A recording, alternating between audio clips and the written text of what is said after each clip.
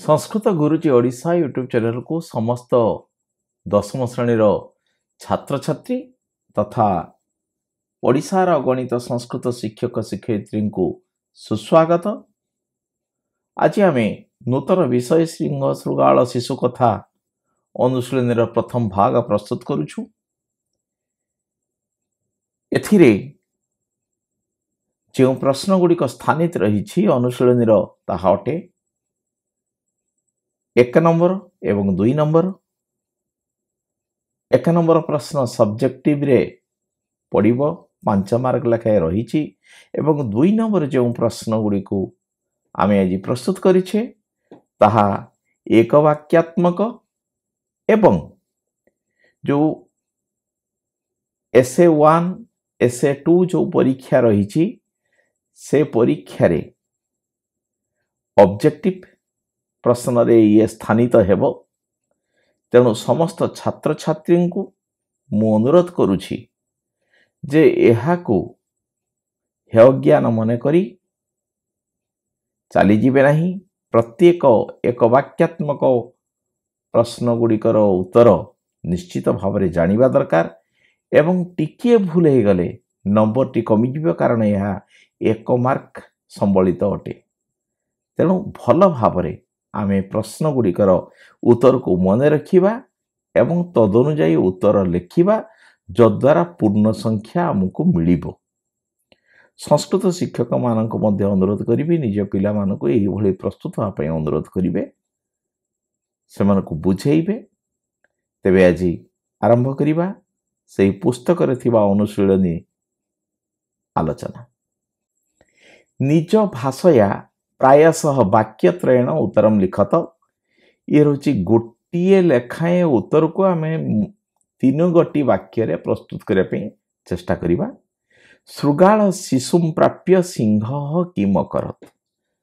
आगर मध्य किछि कमेंट आसीथिला जे आपण प्रश्न गुडी को काहे के ओडिया रे लेखो नाहंती। मु एठी पिला मानन को जणे देवा पे चाहे जे प्रश्न गुडी को पढ़ी परिबा दरकार। तेणु प्रश्न गुड़िक परीक्षा रे एहीपरि देवनागरी लिपि रे आसीबो। तेणु ताकु जदि आमे पढ़ी न शिखिबा ताले प्रश्न को न पढ़ी पारिले बुझी हेबो नहीं, बुझी न पारिले कोन उत्तर हेबो ताहाको जानी हेबो नहीं। सेथि पई प्रश्न गुड़िको जो भलिया परीक्षा रे प्रश्न पड़िबो एवं तार उत्तर जे परि लिखे पे पड़िबो आमे सेही भलिया प्रस्तुत करिछु। मु भाबुची निश्चित भाव में समस्ते यह बुझी पारुथिबे। ते प्रश्न होची शृगाल शिशुम प्राप्य सिंह किम अकरत। अर्थात जे शृगाल शिशु को बा शृगाल छुआटी को पाई सिंह किम अकरत कौन कला, ये होची प्रश्न ना। यार उत्तर होची कौनसी एक स्थान रे सिंह दंपति वास करुथिले। दंपति एठारे ह्रस्वई हबो, दीर्घई हबो नहीं। सिंह दंपति वास करुथिले। खाद्य अन्वेषण रे जाइथिबा सिंह किछि न पाई निज वासस्थान को प्रत्यावर्तन अर्थात फेरुथिबा समय रे बिलुआ छुआटी को पाइला। ताकू भक्षण करिबा परिवर्ते शिशु बोली मने करी जत्न रे दांत मध्य रे धरी सिंही को जीवंत अवस्था रे प्रदान कला। अर्थात प्रत्येक दिन सिंह जाए निजे खाद्य संग्रह करके निजे खाए एवं सिंही पई प्रत्येक दिन आनी दिए। से दिन किंतु किछि न पाइबारो छोट शृगाल शिशुटू किछि पाइथिला।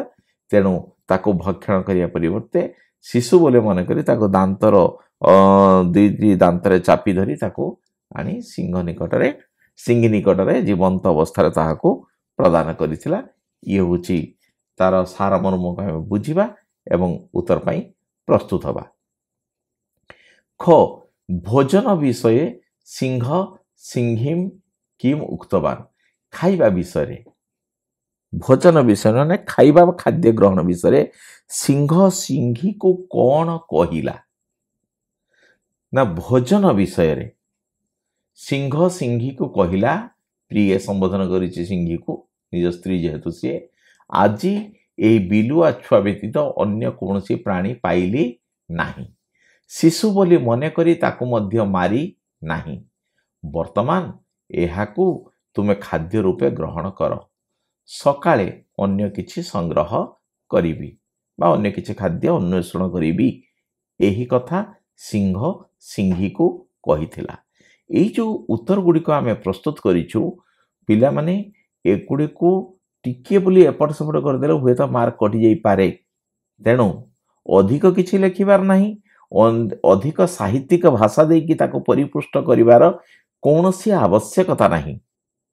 ତେଣୁ ସରଳ ଭାବରେ ଯାହା ମନେ ରହିବ, ଯାହାକୁ ବୁଝି ହେବ ଏବଂ ଯେଉଁ ଉତ୍ତର ଲେଖିଲେ ପରୀକ୍ଷକ ସନ୍ତୁଷ୍ଟ ହେବେ ଏବଂ ପୂର୍ଣ୍ଣ ସଂଖ୍ୟା ଦେବେ, ସେଇଭଳିଆ ଉତ୍ତର ହିଁ ଆମେ ପ୍ରସ୍ତୁତ କରିଛୁ। ତେଣୁ ଅବିକଳ ଏହାକୁ ପ୍ରସ୍ତୁତ ହେଲେ ପୂର୍ଣ୍ଣ ସଂଖ୍ୟା ନିଶ୍ଚିତ ଭାବରେ ମିଳିବ। ଗ କଥମ ସିଂହୀ ଶୃଗାଳ ଶିଶୁମ୍ ନ ହତବତୀ। କାହିଁକି ବା ସିଂହୀ କାହିଁକି ଶୃଗାଳ ଶିଶୁଟିକୁ ମାରିଲା ନାହିଁ? ନା ସିଂହ ଶୃଗାଳ ଶିଶୁକୁ ଶିଶୁ ବୋଲି ମନେ କରି ହତ୍ୟା ନ କରି ଭକ୍ଷଣ ନିମନ୍ତେ ସିଂହୀକୁ ଉପଦେଶ ଦେଲା। ଅର୍ଥାତ୍ ଏଇ ହେଉଛି ସେ ନେଇ ଆସିଥିଲା ହତ୍ୟା ନ କରିକି ଏବଂ ସିଂହୀକୁ ତାହା ଭକ୍ଷଣ ପାଇଁ ଦେଲା। ଫଳରେ ସିଂହୀ ସିଂହକୁ କହିଲା, ହେ ସ୍ୱାମୀ, ତୁମେ ଏହାକୁ ଶିଶୁ ବୋଲି ମନେକରି ମାରିଲ ନାହିଁ, ତେବେ ମୁଁ କିପରି ନିଜ ପେଟ ପାଇଁ ଏହାକୁ ମାରିବା ବା ପେଟ ପାଇଁ ଏହାକୁ ମାରିବି? ଶାସ୍ତ୍ରରେ କୁହାଯାଇଛି, ପ୍ରାଣତ୍ୟାଗ ସମୟ ଉପସ୍ଥିତ ହେଲେ ମଧ୍ୟ ଅକାର୍ଯ୍ୟ କରିବା ଉଚିତ ନୁହେଁ ଏବଂ ଯାହା କରିବା ଉଚିତ ଅର୍ଥାତ୍ ଯାହା କର୍ତ୍ତବ୍ୟ ତାହାକୁ ପରିତ୍ୟାଗ କରିବା ଉଚିତ ନୁହେଁ। ଏହା ହିଁ ସନାତନ ଧର୍ମର ମତ। ତେଣୁ ଏହି ବିଲୁଆ ଛୁଆଟି ମୋର ତୃତୀୟ ପୁତ୍ର ହେବ। ଏଇଭଳି ଭାବରେ ସିଂହୀ ଶୃଗାଳକୁ କହିଲା, ହତ୍ୟା ନ କରି ସିଂହୀ ଶୃଗାଳ ଶିଶୁଟିକୁ ହତ୍ୟା ନ କରି ସିଂହକୁ କହିଲା। କସ୍ତାବତ୍ ସନାତନ ଧର୍ମ। ସନାତନ ଧର୍ମର ମତ କ'ଣ? ସନାତନ ଧର୍ମରେ କେଉଁ କଥା କୁହାଯାଇଛି? ନା ପ୍ରାଣତ୍ୟାଗ ସମୟ ଉପସ୍ଥିତ ହେଲେ ମଧ୍ୟ ଅକାର୍ଯ୍ୟ କେବେ ହେଲେ କରିବା ଉଚିତ ନୁହେଁ। ଜୀବନ ଚାଲିଗଲେ ମଧ୍ୟ ଯାହା କରିବା ଉଚିତ ତାହାକୁ କେବେ ହେଲେ ପରିତ୍ୟାଗ କରିବା ଉଚିତ ନୁହେଁ। ଏହା ହିଁ ସନାତନ ଧର୍ମର ମତ। ଖୁବ୍ ଭଲ ଭାବରେ ମନେ ରଖିବାର ଅଛି, କାରଣ ଇଏ ବହୁତ ଇମ୍ପୋର୍ଟାଣ୍ଟ ପ୍ରଶ୍ନ। ତେଣୁ ନିଶ୍ଚିତ ଭାବରେ ପରୀକ୍ଷାରେ ପଡ଼ିବ। ଏଇ ଯେଉଁ ପ୍ରଥମରୁ ଆଲୋଚନା କରିଗଲୁ କ ଖ ଗ ଘ, ଇଏ ସମସ୍ତ ପ୍ରଶ୍ନ ହେଉଛି ଇମ୍ପୋର୍ଟାଣ୍ଟ। କେଉଁଟା ପଡ଼ିବ ନାହିଁ ବୋଲି ଆମେ କହିପାରିବୁ ନାହିଁ।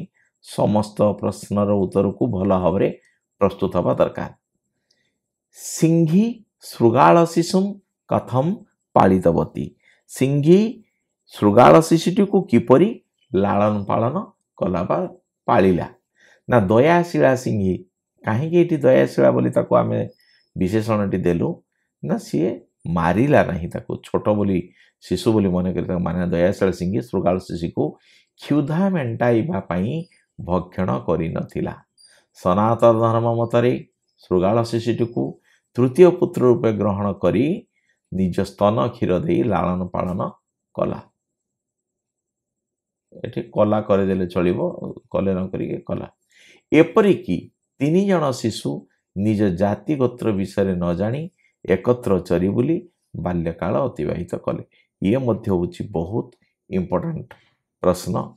ତେଣୁ ଆକୁ ମଧ୍ୟ ଭଲ ଭାବରେ ପ୍ରସ୍ତୁତ ହେବା ଦରକାର। ପରବର୍ତ୍ତୀ ପ୍ରଶ୍ନ, ତ୍ରୟୋପି ଶିଶବଃ କଥମ ବାଲ୍ୟ ସମୟ ନିର୍ବାହୟନ୍ତି ସ୍ମ। ଅର୍ଥାତ୍ 3 ଜଣ ଶିଶୁ କିପରି ବାଲ୍ୟ ସମୟ ଅତିବାହିତ କଲେ? ନା ସିଂହ ଦମ୍ପତିର 2ଟି ଶିଶୁ ଥିଲେ। ଖାଦ୍ୟ ପାଇଁ ସିଂହ ପ୍ରଦାନ କରିଥିବା ଶୃଗାଳ ଶିଶୁଟିକୁ ନ ମାରି ସିଂହୀ ସନାତନ ଧର୍ମ ଆଧାରରେ ତାକୁ ତୃତୀୟ ପୁତ୍ର ରୂପେ ଗ୍ରହଣ କରି ସ୍ୱସ୍ତନ କ୍ଷୀରରେ ଲାଳନ ପାଳନ କଲା। 3 ଜଣ ଶିଶୁ ପରସ୍ପରର ଜାତି ଗୋତ୍ର ନ ଜାଣି ଏକ ପ୍ରକାର ଆଚାର ବ୍ୟବହାରରେ ବାଲ୍ୟ ସମୟକୁ ଅତିବାହିତ କଲେ। ବହୁତ ଇମ୍ପୋର୍ଟାଣ୍ଟ ପ୍ରଶ୍ନ ଇଏ।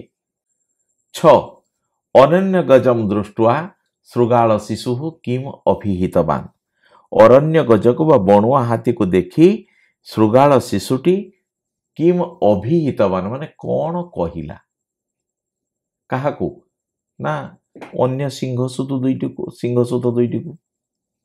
ନା ଏକଦା 3 ଜଣ ଶିଶୁ ବଣରେ ବୁଲୁଥିବା ବେଳେ, 3 ଜଣ ଶିଶୁ ଅର୍ଥାତ୍ ସିଂହର 2ଟି ପୁତ୍ର ଏବଂ ବିଲୁଆ। ବଣୁଆ ହାତୀଟି ସେଠାରେ ଉପସ୍ଥିତ ହେଲା। ତାକୁ ଦେଖି ସିଂହ ଛୁଆ ଦୁହେଁ ରାଗି ଯାଇ ତା ଆଡ଼କୁ ଧାଇଁଲେ।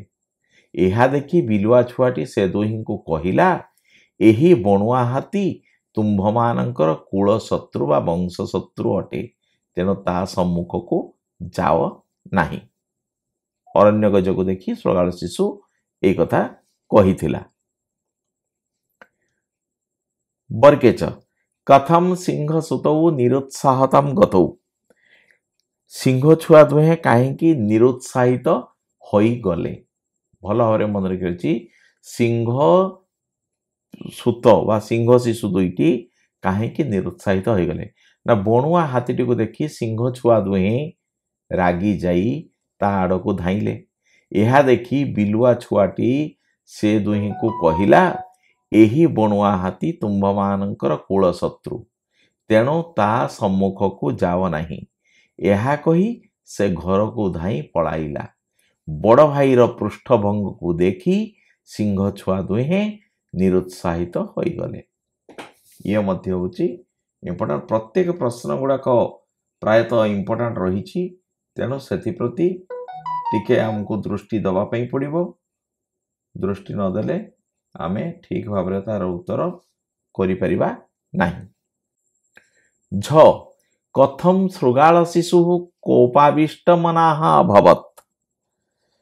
କଥମ ଶୃଗାଳ ଶିଶୁ, ଶୃଗାଳ ଏଠି ତାଲବ୍ୟସ ହୋଇଯିବ।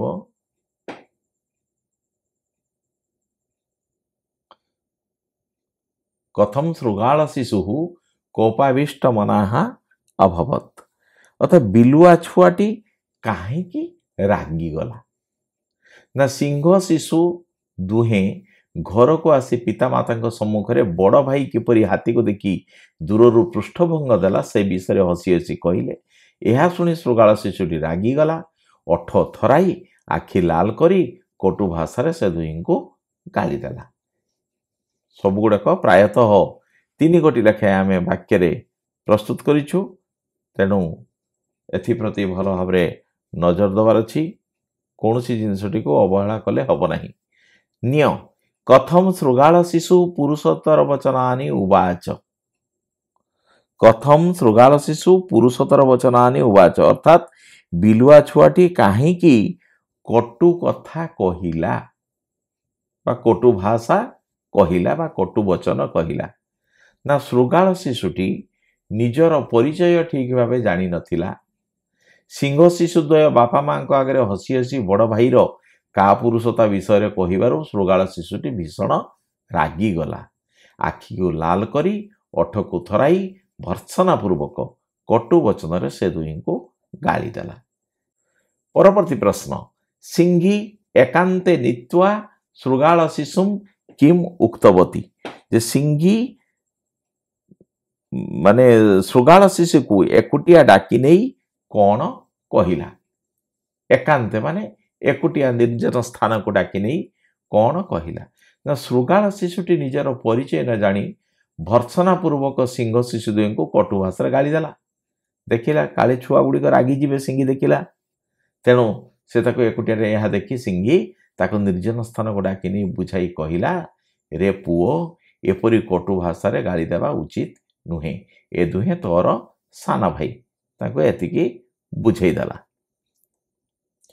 परवर्ती प्रश्न, प्रभूत कोपाविष्ट शृगाल सिंहिम किमुवाच। अर्थात प्रभूत कोपाविष्ट, प्रभूत माने अत्यधिक, कोप माने क्रोध राग, अत्यधिक रागी जाई शृगाल सिंहिम किमुवाच, शृगाल सिंही को कौन कहिला। ना जेते बेले सिंही एक निर्जन स्थान को शृगाल शिशुटी को डाकी नहीं एपरी कटु भाषा सान भाई मान को गाली देवा उचित नुहे बोली बुझाई कहला। सेते बेले से अधिक रागी जाई कहला, मु कौन ए दुहीं ठारू वीरत्वरे रूपरे विद्याभ्यासरे बा कौशल उणा अटे जे से माने मते उपहास करुछंती, तेणु निश्चय ए दुहीं को मारिदेवी। सिंही अंतर्विहस्य किम प्राह।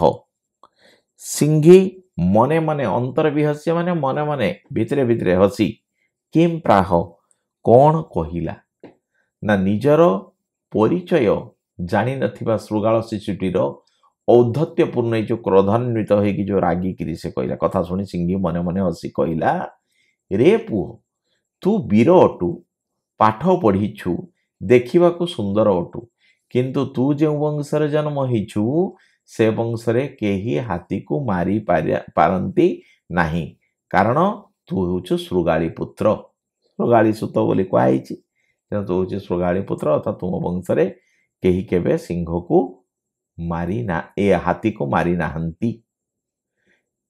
ढ कथम श्रृगाल शिशु स्वजात्या मिलित श्रृगाल शिशुटी काहींकी निज जाति रे मिसीगला ना सिंही मुखरू श्रृगाल शिशुटी निजर प्रकृत परिचय जानी पारला सिंह शिशुद्वय यह जानिबा परे मते निश्चय मारिदेवे यही कथा भाविला एही भावनारे काल विलंब न करी भय व्याकुल मनरे आत्मरक्षा पाई बा निजको बंचाए पाई धीरे धीरे अपसरी जाई श्रृगाल शिशुटी निज जाति रे मिसीगला। ये हूँ एक नंबर समस्त प्रश्नर उत्तर। वर्तमान ये जो 2 नंबर रही संक्षेपेण उत्तर लिखित अर्थात गोटे वाक्य यार उत्तर को लिखापी पड़ो एवं एसे टू परीक्षा रे यह ऑब्जेक्टिव हिसाब से पड़ो। जो माने वर्तमान सुधा आम चैनल को सब्सक्राइब करना से सब्सक्राइब करने अनुरोध करुच्ची कारण परवर्ती इंपोर्टेंट वीडियो गुड़िक अपलोड है मात्रे तार नोटिफिकेशन पाइपर। बर्तमान आलोचना करवा संक्षेपण उत्तर कौन प्रश्न सिंह नित्यम सिंह्यै किम ददाति सिंह प्रत्येक दिन बा प्रतिदिन सिंही को कौन दिए ना सिंह प्रतिदिन प्राणी मान को मारी सिंही को दिए। कदा रविरस्तम गतः केबे बा केते बेले सूर्य अस्त हो गले रविरस्तम गत सूर्य अस्त हो गले ना सिंह खाद्य संग्रह पाई बण रे बुलुथवा अवस्था रे सूर्य अस्त हो गले। ग कथम सिंह श्रृगाल शिशुम जीवंतमेव समर्पितवान सिंह बिलुआ छुआटी को काहेकि जीवंत समर्पण कला ना सिंह श्रृगाल शिशुटी को शिशु बोली मन करी जत्न रे दांत मध्य धरी सिंही को जीवंत अवस्था रे समर्पण कला।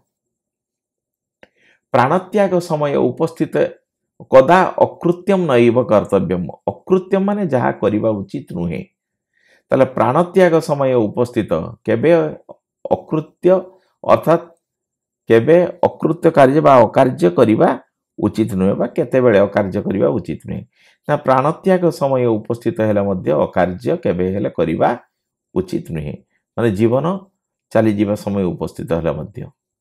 त्रयोपि शिशवः कम अजानन्तः एकचार विहार बाल्य समयम निर्वाहयन्ति स्म 3 जन शिशु मध्य कौन न जानी त्रयोपि शिशव कौन न जानी अजानंत माने न जानी एकचार विहारा बाल्य समयम अर्थात एकत्र चरी बोली बाल्य समय को अतिवाहित करुथिले ना 3 जन शिशु परस्पर कम अजानंत ना जाति गोत्र न जानी। एटी प्रश्न होची कम अजानंत प्रश्न रे अनेक उत्तर रही केवल ये प्रश्न जिनसटा को आम जदि गुरुत्व दबा तेबे उत्तरटी सहजरे करिपरिबा। कम अजानंत ना जाति गोत्र न जानी एक प्रकार आचार व्यवहार रे बाल्य समय को अतिवाहित करथिले किछि कष्ट नाही टिके केवल मन भितर ताको जदि आमे भलो भावरे बसेबा मन भितर जदि भलो भावरे ताको आमे धरि रखिबा तेबे उत्तर सहजरे लिखि हबो। च सिंह सुतो गृहम प्राप्य पितृरग्रतः किम अवदताम सिंह सुत दुईटी बा सिंह शिशु दुहे गृहम प्राप्य घरे पहुंची पितृर अग्रत पितृ कहले पिता माता अग्रत माने सम्मुखरे किम अवदताम एटी 2 वचन देछि कौन कहिले सिंह सुत 2 जन घरे पहुंची बापा मां आगरे कौन कहिले ना सिंह शिशुद्वय घर को आसी पिता माता सम्मुखरे बड़ भाई किपरि हाथी को देखी दूररू पृष्ठभंग देला से विषय हसी हसी कहिले। 6 गजः कुत्रः न हन्यते केउठारे बा किए हाथी को मारी पारे नहीं केउठारे बा किए हाथी को मारी पारे नहीं ना बिलुआ केबे मध्य हाथी को मारी पारे नहीं। श्रुगाल शिशु भय व्याकुल मनाहा किम करत श्रुगाल शिशुटी भयभीत होई कौन कला ना सिंह मुखरू श्रुगाल शिशुटी निजर प्रकृत परिचय जानीपारी भय व्याकुल मनरे आत्मरक्षा पाई धीरे धीरे अपसरी जाई निज जाति रे मिसीगला। ये हूँ द्वितीय प्रश्न जो रही आमर प्रश्न से प्रश्न गुड़िकर उत्तर प्रस्तुत है। तेले प्रथम एवं द्वितीय ये दुईटी नंबर प्रश्न उत्तर आम प्रथम भाग रे नहींचु। परवर्ती अनुशीलन अंश विशेष गुड़ी को आम पर भिडियो रे प्रस्तुत करूछु।